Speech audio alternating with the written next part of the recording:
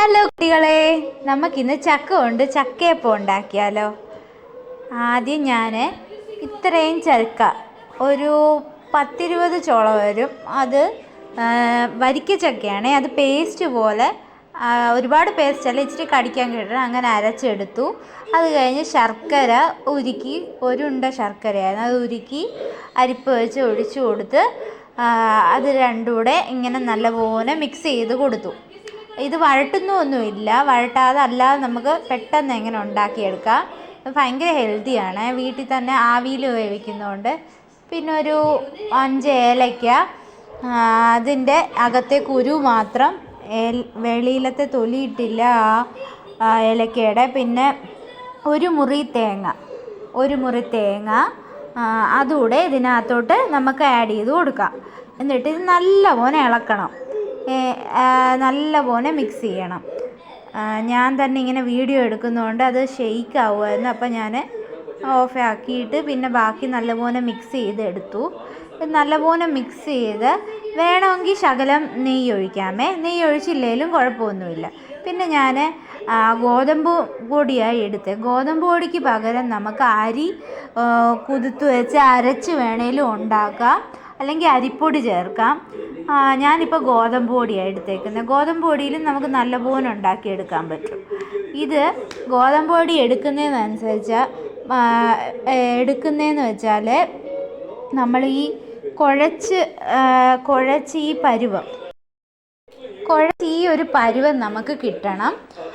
അപ്പോൾ ഇച്ചിരി കൂടെ മധുരം കുറവ് വേണ്ടവർക്ക് ഇച്ചിരി കൂടെ ഗോതമ്പ് പൊടി ആഡ് ചെയ്ത് കൊടുക്കാം. പിന്നെ ഈ പരുവം കിട്ടിക്കഴിയുമ്പോൾ നമ്മൾ കുഴച്ചടച്ച് മാറ്റി വെക്കാം. എന്നിട്ട് ഞാൻ വഴണയിലയാണ് എടുക്കുന്നത്. വഴണയിലയിൽ ഉണ്ടാക്കിയാൽ നല്ല മണമാണ് ചക്കയപ്പത്തിന്. അല്ലെങ്കിൽ നമുക്ക് വാഴയിലയോ അല്ലെ വട്ടയില എന്ന് പറയാം, അതിനകത്തും ഉണ്ടാക്കാം. ഇതിപ്പോൾ വഴണയില നല്ലപോലെ കഴുകണം നമ്മൾ. ഇതിൻ്റെ ഇലയുടെ എല്ലാ ഭാഗവും ഇങ്ങനെ നല്ലപോലെ അപ്പം ഞാൻ കഴുകിയിട്ട് വരാമേ. എല്ലാം കഴുകി തോത്തി വെച്ചിട്ട് ഇതിൽ കുമിള് കുത്തണം. ഇങ്ങനെ ഇങ്ങനെ നമ്മൾ കുമിള് കുത്തി ഈർക്കിലെടുത്ത്, ഓലയുടെ ഈർക്കിൽ എടുത്തിട്ട് ഇങ്ങനെ കുത്തിയിട്ട് ഇതിനകത്ത് സ്പൂണ് വെച്ച് അല്ലെ കൈ വെച്ച് ഇതുപോലെ എല്ലാത്തിലും നിറച്ചെടുക്കാം. എന്നിട്ട് ഇതെല്ലാം നിറച്ചെടുത്ത് കഴിഞ്ഞ് നമുക്ക് അടച്ച്,